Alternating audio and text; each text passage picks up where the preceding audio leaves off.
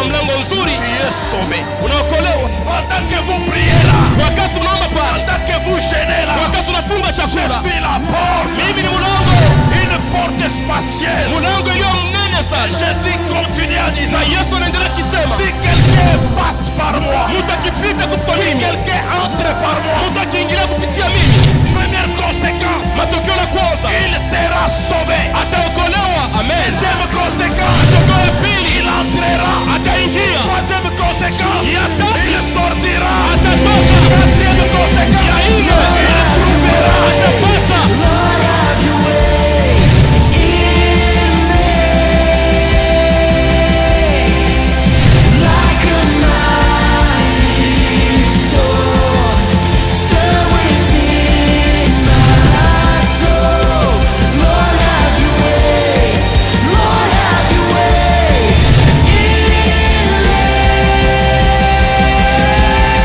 Rendons gloire à ce grand Dieu qui nous donne encore ce privilège de nous tenir devant sa face et devant l'auguste assemblée pour parler de la part du Seigneur. Nous réitérons nos remerciements pour les Kodim, pour cette exhibition pour la gloire du Seigneur. Et nous tenons à nous excuser pour la chorale Kabod et les mamas Sephora pour n'avoir pas chanté ce matin. C'est indépendamment de notre bonne volonté. Sinon nous aurions pu sortir en ces lieux beaucoup plus tard. Nous avons laissé l'occasion aux enfants de s'exprimer. Étant donné que c'est Noël, Noël continue encore parce que c'était hier et aujourd'hui. Ainsi, je souhaite à toute l'assemblée joyeux Noël. Merci pareillement. Que Dieu vous bénisse. Alors, nous voulons lire la parole du Seigneur. Dans le livre de Jean chapitre 5, notre problème c'est au verset 7. Mais pour la bonne compréhension, nous commençons par le premier verset jusqu'au 8e verset. Si on peut, oui, on nous a balancé. Alors celui qui ne peut pas voir à l'écran peut lire dans sa Bible. Mais si tous nous voyons à l'écran, nous pouvons bien lire à l'écran. 1, 2, 3. Après cela, il y eut une fête des Juifs et Jésus monta à Jérusalem. Or, à Jérusalem, près de la porte de Brebis, il y a une piscine qui s'appelle en hébreu Bethesda et qui a 5 portiques. Sous ces portiques étaient couchés un grand nombre de malades, des aveugles, des boiteux, des paralytiques qui attendaient le mouvement d'eau. On stoppe un peu là-bas. Étaient couchés combien? Un grand nombre de malades. Et tous attendaient la guérison, c'est-à-dire leur exaucement. Si tu n'es pas aveugle, c'est que tu es paralytique. Si tu n'es pas paralytique, c'est que tu es malade ou tu es boité. Peut-être pas spirituellement, mais peut-être physiquement. Si pas physiquement, peut-être spirituellement ou financièrement, peut-être conjugalement. Tu connais ton état, tu te situes à ça. Voilà, l'année s'achève. Tu étais à la piscine, la maison de Dieu. As-tu été exaucé? Chacun de nous a sa réponse. 4, nous continuons. Car un ange descendait de temps en temps dans la piscine et agitait l'eau, et celui qui descendait le premier, après que l'eau avait été agitée, était guéri, quelle que fût sa maladie. Mais il fallait descendre dans l'eau. Pas dans l'eau d'abord, les premiers dans l'eau.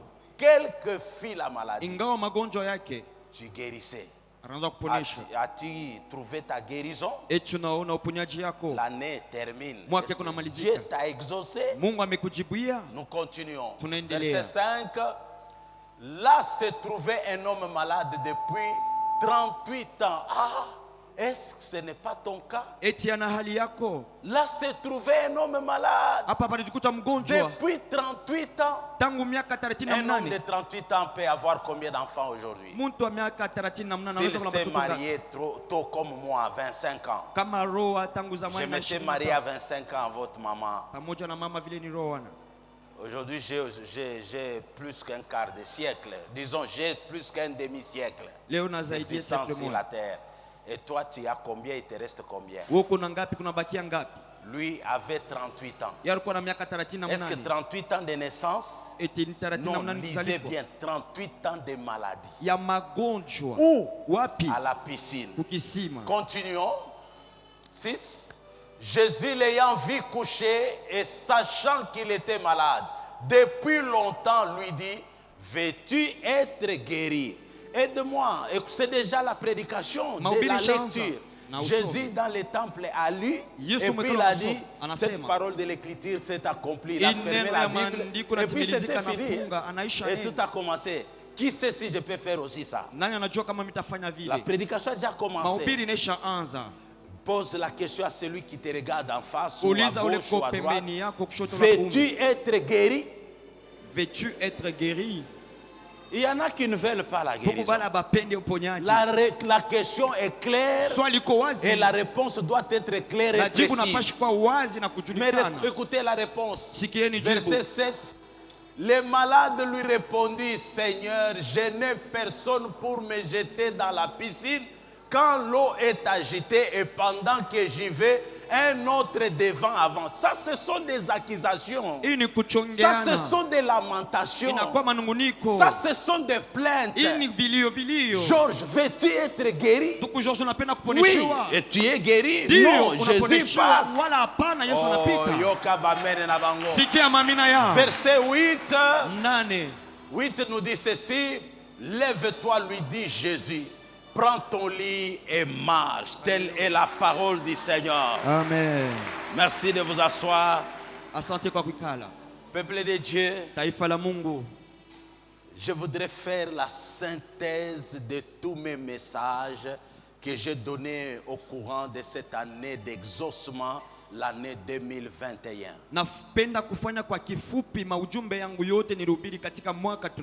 Tout ce que je vais dire ici, prenez ça comme la synthèse. C'est vrai, j'ai prêché de tout mon cœur et de toute manière. Beaucoup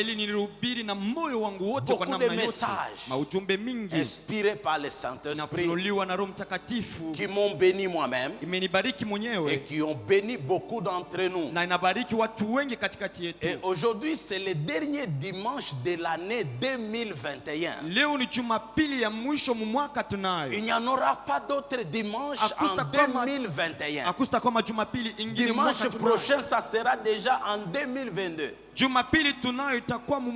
Alors je bénis le Seigneur pour ce privilège qui me donne de clôturer l'année ce dimanche avec la synthèse. Et le thème que je donne à cette synthèse, c'est tout simplement ayez quelqu'un. Amen. Ayez quelqu'un dans votre vie. Il faut avoir quelqu'un. Si tu n'as pas quelqu'un, tu es voué à l'échec. Tu es appelé à la défaite. C'est la vérité. Dans la vie, il faut avoir quelqu'un. Alors transmets ce message à celui qui est à tes côtés directement. Dis-lui que le pasteur a dit, dans la vie, dans cette vie que nous vivons, sur cette terre, il faut avoir quelqu'un. Amen. Je me pose la question de savoir pourquoi cet homme n'avait pas quelqu'un. Il n'a pas menti. Il avait raison de se plaindre. Parce qu'il n'avait personne. Alors qu'il a souffert 38 ans.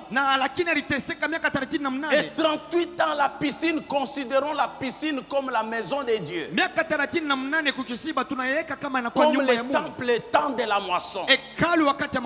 Ça fait combien de temps que tu es là? Au mois de septembre, nous allons totaliser 10 ans de ministère. Dans ces 10 ans de ministère, existant en tant qu'église, as-tu rencontré quelqu'un? Est-ce que tu as quelqu'un à tes côtés? Quand tu manques, la personne peut te secourir. Quand tu as un problème, c'est quelqu'un peut te secourir. Est-ce que tu as cette personne? As-tu tissé une relation? Ou bien tu te suffis toi-même? Je ne crois pas. Qui que tu sois, riche ou pauvre, sur cette terre des hommes, on a toujours besoin de quelqu'un. Votre amen m'étonne. Je vais dire à quelqu'un, tu as besoin de quelqu'un. Lui, 38 ans durant la piscine, il n'avait personne. Il vivait comment? Il parlait avec qui? Il appartenait à quel groupe? Il n'avait même pas la famille. Comment cet homme n'avait personne? Est-ce que ce n'est pas ton cas? Tu n'as personne à qui te confier. C'est le suicide. Nous avons des problèmes. Nous avons des situations difficiles. Chacun de nous a besoin même d'un plus petit que soi, à qui se confier, à qui parler, à qui partager ses peines, à qui partager ses douleurs, à qui partager ses secrets. L'homme qui n'a personne est appelé à mourir comme un pauvre. En lisant la parole, j'ai compris que l'homme le plus pauvre de la terre, ce n'est pas celui qui manque l'argent. Le plus pauvre de la terre, c'est celui qui manque quelqu'un à ses côtés. Laisse-moi te dire que ton argent ne va pas t'enterrer. Tu as besoin de quelqu'un pour t'enterrer. Il y a des domaines où l'argent est limité. Tu peux avoir l'argent, mais tu as besoin de quelqu'un pour te conseiller et te garder et te remettre sur le bon chemin. Mais cet homme n'avait personne. C'est pourquoi sa situation n'a pas changé. Est-ce que ta situation ne change pas parce que tu n'as personne à tes côtés? Non, moi je viens à l'église, j'écoute la parole. Après la parole c'est fini, je prends ma Bible et je pars. Tu es malheureux. On ne peut pas vivre sur cette terre sans personne à tes côtés. Alors posons-nous la question, pourquoi cet homme n'avait personne à ses côtés pour le jeter dans la piscine, alors que pendant 38 ans beaucoup de gens ont guéri? Mais pourquoi pas lui? C'est que cet homme avait un mauvais comportement, avait un mauvais caractère. Cet homme était antipathique. Il était invivable. Alléluia. Amen. Parce que même les sorciers ont toujours des gens avec eux. Mais comment cet homme n'avait personne avec lui? Même la Bible me dit deux valent mieux qu'un. C'est que la Bible entretienne les relations. Parce que deux valent mieux qu'un. Si l'un tombe, l'autre va le relever. Mais cet homme n'avait personne. Je me pose la question. Donc il n'était même pas marié. Parce que c'est pour le pire et le meilleur. Dans cette situation de malheur, de maladie, où était sa femme? Où était-elle passée? Ah, cette personne était mauvaise. Hein? Même la femme avait fui. Il n'avait pas des enfants. Même les enfants n'avaient pas des amis. Mais pourquoi cette personne était restée seule? Je crois que cette personne était égoïste. Ma soeur, mon frère, n'es-tu pas égoïste? Qu'est-ce qui fait qu'en toi les gens soient éloignés? Je connais les genres de personnes qui se retrouvent seules même à la mort. Ils sont de la catégorie des gens qu'on appelle les méchants. Un méchant, sorcier, marabout, faisant du mal, tuant les autres, mangeant les autres, les confondant à des moutons. Ces genres de personnes finissent mal. Regarde même certains présidents qu'on appelle dictateurs, qui sont méchants. Leur fin est vraiment tragique. Est-ce que le fait que tu es seul, personne ne te côtoie, même les gens de ta famille, personne ne vient à toi, tu parais être bon, n'es-tu pas méchant?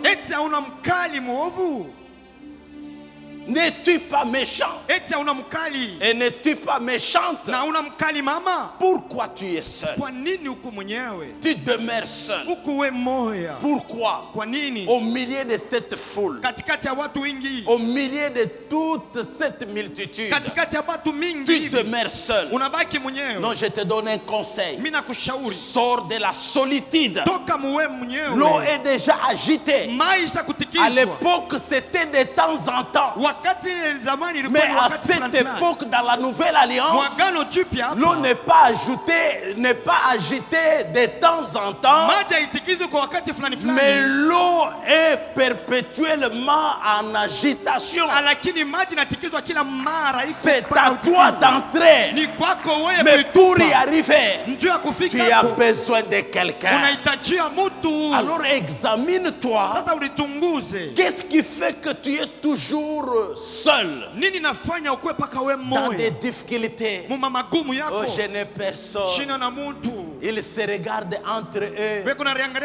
Ils se visitent entre eux. Moi non. Pourquoi toi non? La Bible nous dit ceci.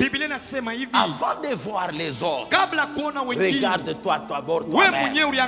C'est-à-dire, ne considère pas la poutre qui est dans l'œil du voisin, mais d'abord c'est la poutre qui est dans ton œil. Bien-aimé dans le Seigneur, j'aime ce verset qui dit: ce que vous voulez que les hommes fassent pour vous, faites-les de même pour eux. C'est la loi et le témoignage. Alors chaque fois qu'on te fait du bien, tu ne retournes pas du bien, tu retournes le mal, les gens vont te quitter, les gens vont s'éloigner de toi. Donc sois de cette catégorie de personnes qui font le bien. Mon frère et ma soeur, pose-toi la question ce matin. L'année touche à sa fin. Il y a certains exaucements qui passent forcément par une personne. Je ne sais pas comment Dieu s'est arrangé. C'est pour briser l'orgueil humain. Il y a certaines choses, certaines solutions, certaines guérisons, certaines bénédictions, certaines opportunités ne passent forcément que par une personne. S'il y a des tableaux indicateurs pour nous indiquer l'avenir, il y a aussi des hommes que Dieu a placés sur notre chemin pour parvenir à la bénédiction. Ces hommes-là sont des hommes bénédiction. Il faut en avoir dans votre vie. Laisse-moi dire à quelqu'un, ton mariage traîne parce que tu n'as personne. Il y a certaines personnes que Dieu peut passer par eux juste pour t'introduire toi dans un mariage. Amen. Je répète, pourquoi ton chômage a traîné? Tu es monté à la montagne, tu es passé par des marathons de prière, mais tu demeures chômeur. Attention, il y a certaines personnes qui sont des poteaux indicateurs. Quand tu les croises dans ton chemin, ton chômage aura mis fin à son existence. C'est pourquoi il ne faut pas négliger les gens. Sur la terre ici, tu peux avoir l'argent, mais tu regardes ça. Tu ne sais pas multiplier.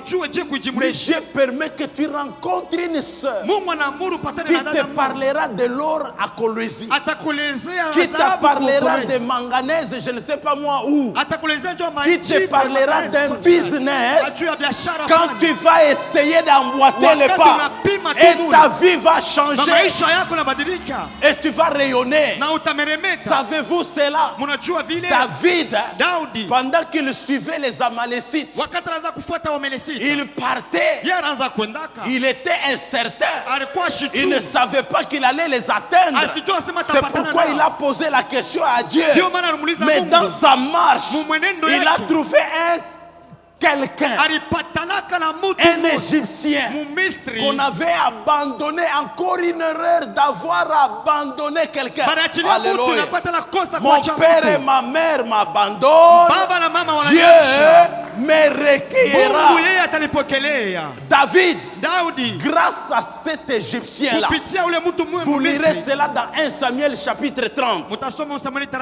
Grâce à cet Égyptien, il a pris. La Bible déclare, cet homme avait faim parce qu'il venait de faire 3 nuits et 3 jours sans pour autant manger.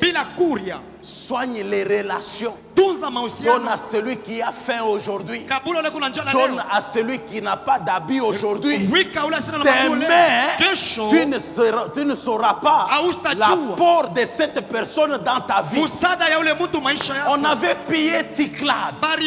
On avait brûlé Ticlad. Il n'y avait rien qui était resté. Et même les hommes de David voulaient lapider David. Mais quand David a consulté Dieu, et Dieu lui a dit, vas-y, tu vas atteindre et puis tu vas délivrer. Bien-aimé dans le Seigneur, David a atteint la troupe grâce à ce petit jeune homme qui était abandonné par son maître. Il a soigné, il a nourri, il a fait boire, et le petit lui a donné les secrets. Il lui a donné les chemins. David a poursuivi grâce à quelqu'un qu'il avait rencontré. Ne néglige jamais la personne qui est à tes côtés. Ne néglige jamais la personne que tu vas rencontrer pendant ce temps, même à la sortie de ces cultes. Même si la personne est mal habillée, même si la personne ne présente pas bien, ne t'en fais pas. Ça peut être cette personne indiquée sur ton passage pour te montrer la voie de la bénédiction. Grâce à ce petit bonhomme, David a délivré ces 2 femmes. Il a délivré même le peuple qui était retenu captif. Et il a récupéré les butin. Grâce à une personne. Ma soeur, ne néglige pas la personne qui est à tes côtés. Mon frère, je te dis au nom du Seigneur, ne néglige pas la personne qui est à tes côtés. Même une sentinelle, même un domestique qui travaille chez toi. Attention, attention. Il est domestique aujourd'hui. Elle est sentinelle aujourd'hui. Elle est bonne aujourd'hui. Demain, tu ne connais pas. Dieu peut passer par elle pour même ta délivrance.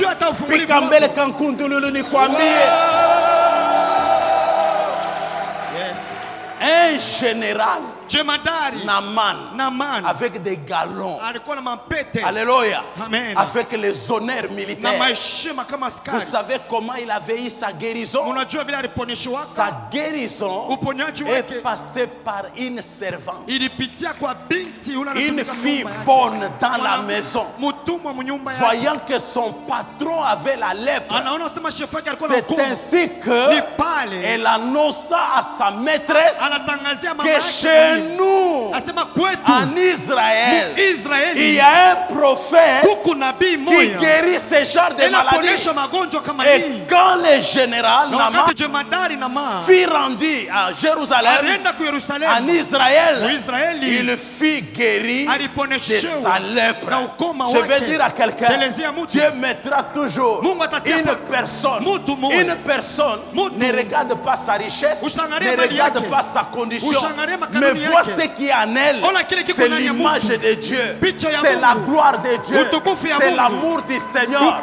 Cette personne peut t'amener à une victoire. Ne méprisez personne sur la terre. Tu ne connais pas les gens que tu peux rencontrer ce soir. Où Dieu, tout le long de l'année, Dieu a placé des gens vers toi. Mais tu les as négligés. C'est comme ça que ta vie ne change pas. Ta situation est restée la même. Alors que c'est une année d'exaucement. Moi, Dieu m'a exaucé. Je vais vous témoigner à la fin. Grâce à une personne. Est-ce que Dieu n'a pas mis quelqu'un sur ton chemin que tu as négligé? Mon frère et ma soeur, ne néglige pas. Dieu est un Dieu d'amour.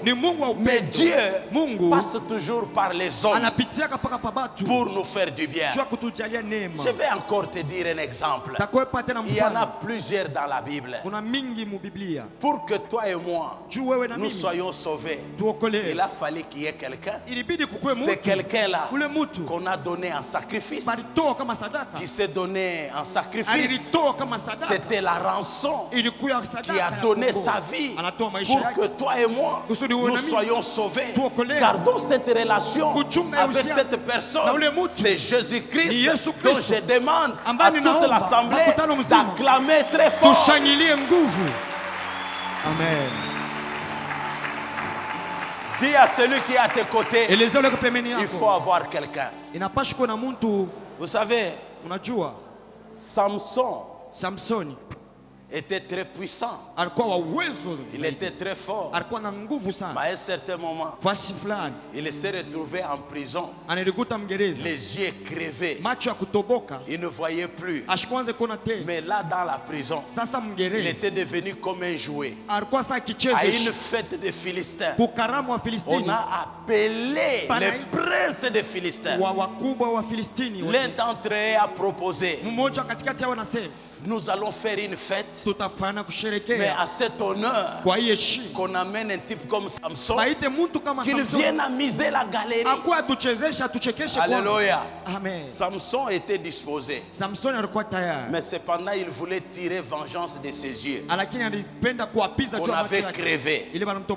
Et pour y arriver, il fallait qu'il y ait quelqu'un.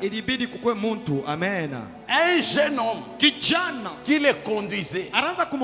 Samson s'appuie sur lui. Et Samson lui dit: amène-moi entre deux piliers, les deux colonnes qui soutiennent la maison. Ni t'étais ce petit jeune homme. Samson n'allait rien faire parce qu'il était aveugle. Peut-être tu es aveugle. Tu ne vois pas. La bénédiction est juste à tes côtés. Tu ne vois pas. Mais Dieu peut utiliser celui qui est à tes côtés et qui voit. Tu exploites et tu es béni. Dis encore une fois à celui qui est à tes côtés. C'est une façon de réveiller ceux-là qui sont en train de dormir. Dites-lui: ne néglige personne. Ne néglige personne. Amen. Alors, quel genre de personnes que nous devons avoir à nos côtés? Je me suis inspiré de la croix. Si on peut nous lancer l'image de la croix. Oh, gloire au Seigneur. Bien-aimé, regardez la croix. Elle est assemblée par deux bois. inaunganisha na mambao mbili. Un bois qui est vertical bao moja kushimama et l'autre bois qui est horizontal. Na ingine inakuwa pembeni. Maintenant regardez la leçon. Sasa tazameni mafundisho. Un homme normal mtu wa kweli doit avoir deux types de relations. Anapaswa kuwa na mahusiano mbili. La relation primordiale c'est la relation verticale. Uhusiano ya kwanza Je vous ai dit que je faisais la synthèse de tous les messages. Nilisema ninafupisha maujumbe. Dans la relation verticale, soit c'est de bas en haut ou d'en haut jusqu'au bas. Là c'est la relation de l'homme avec son créateur. Mon frère et ma soeur, Dieu existe. Pour preuve, toi tu existes. Tu ne t'es pas créé toi-même. Le ciel existe, n'existe pas de soi-même. La terre existe. C'est qu'il y a eu quelqu'un qui un jour a dit que la terre soit, que le ciel soit, et que toi aussi tu as été créé. Mais par qui? Par un créateur qui est lui incréé, qui existe par lui-même. C'est ce créateur-là avec qui nous devons entretenir une bonne relation. Tu ne peux pas vivre sur cette terre vaille que vaille sans un appui. Dans Job, la Bible nous dit il est l'appui de tous ceux-là qui se confient en lui. Quand nous nous appuyons en Dieu, nous avons l'assurance de marcher sur la terre et d'aller de victoire en victoire et de conquête en conquête, de progrès en progrès. Tu dois entretenir une relation avec Dieu. Mais comment vas-tu entretenir une relation avec Dieu si tu n'as aucune relation avec lui en partant par l'acceptation? Notre Dieu n'est jamais un brigand qui vient s'imposer dans la vie de quelqu'un. Non, Dieu, c'est un Dieu d'ordre. Il se tient à la porte de ton cœur et il frappe. Si toi-même tu entends sa voix, tu lui ouvres ton cœur, tu lui ouvres ta vie, il va entrer. C'est le plus grand démocrate qui puisse exister. Dieu ne vient pas comme les diables. La Bible nous dit, on nous a parlé des gens 10 par les enfants, les conimes. Les voleurs ne viennent que pour dérober, égorger et détruire. Un voleur vient par force. Que tu le veuilles ou pas, ça c'est le diable. Mais notre Dieu t'a donné la vie. Il ne vient pas pour la récupérer. Il ne vient pas par force. Il est là devant toi. Il te regarde.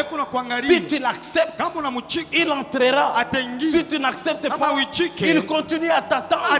Est-ce que mon frère et ma soeur, as-tu reçu Jésus comme Seigneur et Sauveur? Est-ce que tu l'as, mon frère et ma soeur? Est-ce que tu travailles avec le Seigneur? Est-ce que tu es avec lui? Est-ce que tu peux l'appartenir?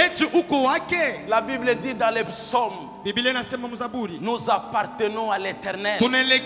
C'est lui qui nous a fait.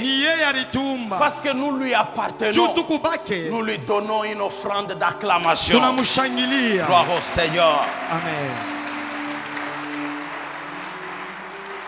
Toute relation commence par l'acceptation. Si tu es là ce matin, tu n'as jamais reçu Jésus comme Seigneur et Sauveur, même si on t'a invité à l'église, tu es venu seulement comme ça. Mon frère et ma soeur, tu n'as encore rien fait. Il ne te connaît pas. Il faut une demande. C'est un peu comme Facebook. C'est un peu comme Twitter. C'est un peu comme messenger. Pour devenir ami, il faut faire une demande. Et il faut que celui qui veut devenir ton ami puisse accepter à ta demande. C'est la même chose. Avez-vous accepté à la demande de que Jésus nous a fait? Parce qu'il se tient à la porte et il frappe. L'as-tu accepté? Et l'as-tu donné ta vie? C'est ça le problème de plusieurs. Vous venez à l'église. J'appartiens à l'église. Mais moi je vais te dire, vaut mieux ne pas appartenir à une église, mais appartenir à celui qui a créé l'église. Le bon berger. Le bon berger, Jésus-Christ de Nazareth. C'est ça la relation verticale. Au sommet de toutes choses, il y a Jésus. Et en dessous ou en bas, il y a nous les hommes. Et si nous entretenons cette relation, quoi qu'il arrive, tout ce qui peut arriver sur la terre, quand tu appelleras celui qui est au sommet, laissez-moi vous dire, coronavirus est sur la terre, la pauvreté est sur la terre, toute maladie et les malheurs que vous voyez sont sur la terre. Il n'y a que celui qui est au sommet. Si tu as une bonne relation avec lui, tu vas l'appeler, il viendra à ton secours. Tu vas l'inviter, il descendra dans ta vie. Et quand il viendra, il va dissiper tous les malheurs. C'est pourquoi la Bible dit, aucun malheur ne t'atteindra, aucun fléau ne viendra à toi, parce que Dieu nous garde en étant où? Sous l'abri du Très-Haut. Donc puisqu'il est au-dessus, prenons l'exemple des parapluies. Quand vous prenez le parapluie et vous le mettez en haut, il devient au-dessus, n'est-ce pas? Et son ombre te couvre. C'est la même chose. Celui qui est au-dessus, il nous couvre de son ombre. Celui qui est au-dessus, il nous épargne. Celui qui est au-dessus, il nous protège. C'est pourquoi, ayons une bonne relation avec Jésus-Christ et nous serons en sécurité. Nous n'allons pas craindre tout cela qui nous bouge. Le deuxième bois, c'est le bois qui est horizontal, qui est comme ça. C'est pour dire, entre moi et Jérémie, entre moi et mon fils Élisée, entre moi et Jérémie, entre moi et Élisée. Ce bois ici, il tend vers la droite, il tend aussi vers la gauche. C'est un rassemblement, c'est un rapport d'union ou de communion. C'est pourquoi la Bible dit, si deux ou trois s'accordent sur la terre et demandent une chose à Dieu, et la chose leur sera accordée. Amen. Ne t'en passe pas de celui qui est à droite, de celui qui est à gauche. C'est pas pour rien que Dieu a mis des gens sur ton chemin. Ne les boude pas. Dites-moi, combien de fois que tu es monté dans les taxibus, tu arrives quelque part, les taxibus s'arrêtent. Là-dedans, il y a des gens, y compris les chauffeurs. Quand tu montes, est-ce que tu les salues? Tu ne les salues pas? Chacun pour soi. C'est ça la vie que nous menons aujourd'hui. C'est devenu une vie de chacun pour soi. Dieu pour tous. C'est écrit où dans la Bible? Ça sont les Français qui ont dit ça. Ce n'est pas écrit dans la Bible. Oh, chacun pour soi. Dieu n'est pas pour les soi. Dieu est pour nous tous. Il est le Dieu de la communion. Il est le Dieu de l'unité. Il n'y a pas le chacun pour soi. Sinon l'église n'allait pas exister. Sinon, chacun allait prier chez soi. Mais quand nous venons à l'église, c'est pour la communion. Frères et sœurs, pourquoi tu es seul? Alléluia. Bien-aimé dans le Seigneur, dans la nouvelle alliance, un chrétien seul n'existe pas. Il est le Dieu de communion. Faisons l'homme à notre image. Il est le Dieu de communion. Ne reste pas seul. Seul tu périras seul. Seul tu vas moisir seul. Seul tu vas mourir seul. Pourquoi mourir seul? Comme un jour comme celui-ci, dormir affamé, alors que Dieu nous a placés au milieu de frères et sœurs. Pourquoi? Considère celui qui est à tes côtés. Il est le Dieu de communion. Celui qui est à tes côtés peut te montrer un chemin. Celui qui est à tes côtés peut te donner un conseil. Celui qui est à tes côtés peut t'assister. Dans la vie, il faut avoir quelqu'un.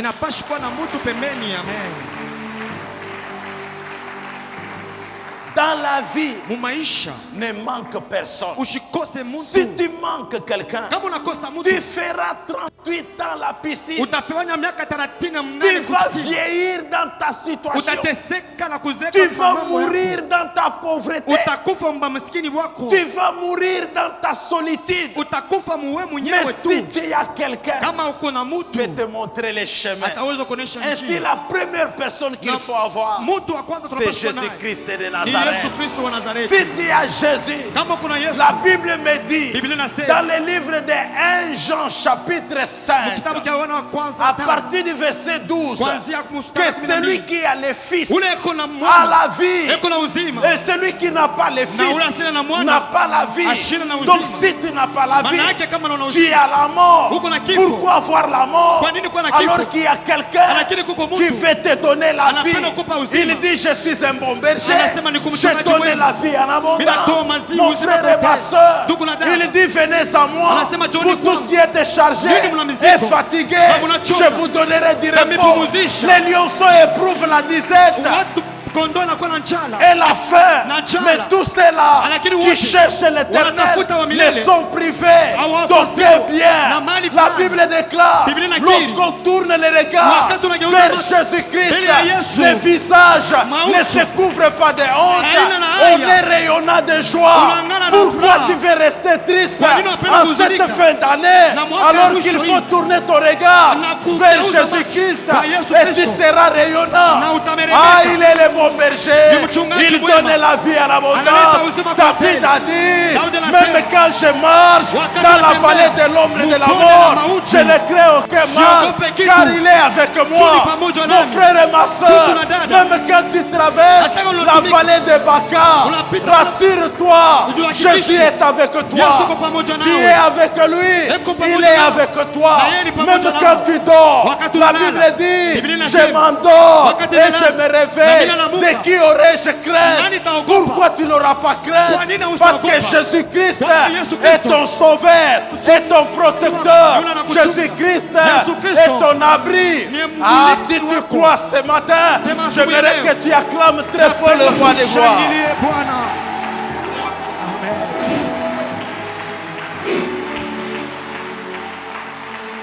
Celui qui demeure sous l'abri du Très-Haut repose à l'ombre du Tout-Puissant.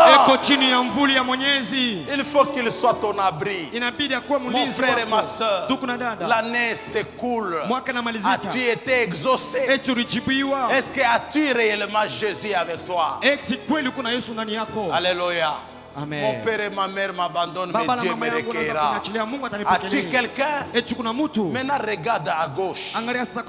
Regarde à ta gauche. Moi ma gauche c'est ici. Toi regarde là-bas. Regarde, qu'est-ce que tu vois? Moi à ma gauche, je vois les choristes. Pourquoi je vais mourir seul alors que les choristes sont là? Alors que les choristes sont là. Je ne serai pas un lion abandonné. Parce que je suis au milieu des miens. Les problèmes, tu aimes être seul. Ah non, avec les gens c'est toujours des problèmes. Je te dis frère, même quand tu seras seul, tu auras toujours des problèmes. Même les problèmes avec les moustiques.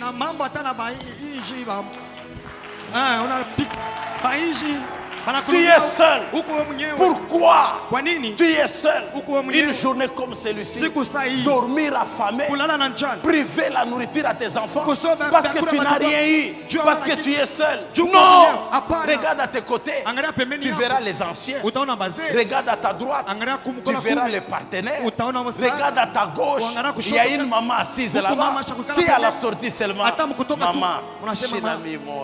je suis pas seul. Je ne peux pas mourir seul. Écoute ces choses. Je manque la farine, maman. Comment les mamans? Si elle n'a pas l'argent, elle te dira,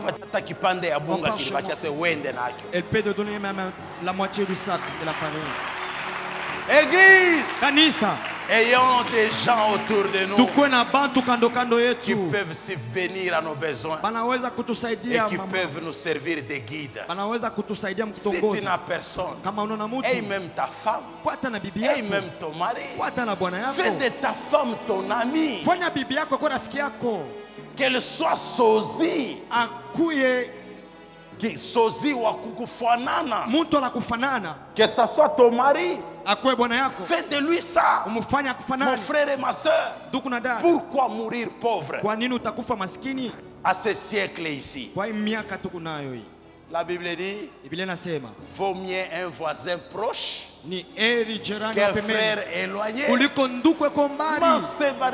ton voisin, dis-lui, vaut mieux toi qu'un frère éloigné. Peuple de Dieu, cette femme, j'ai fini par là. Si elle n'avait pas de bonnes relations avec les proches, qui sont des voisins, où est-ce qu'elle allait avoir des vases? Élie lui a dit, qu'as-tu dans ta maison? Je n'ai qu'un peu d'huile. Élisée lui a dit, va vers tes voisins, demande un grand nombre de vases. Je crois qu'elle avait des voisins limités. Parce qu'à un certain moment, il n'y avait plus de vases et l'huile s'était arrêtée. Autant que possible, si tu peux avoir des relations avec tout le monde et des relations avec tout le monde, pour ce matin, que Dieu bénisse sa parole.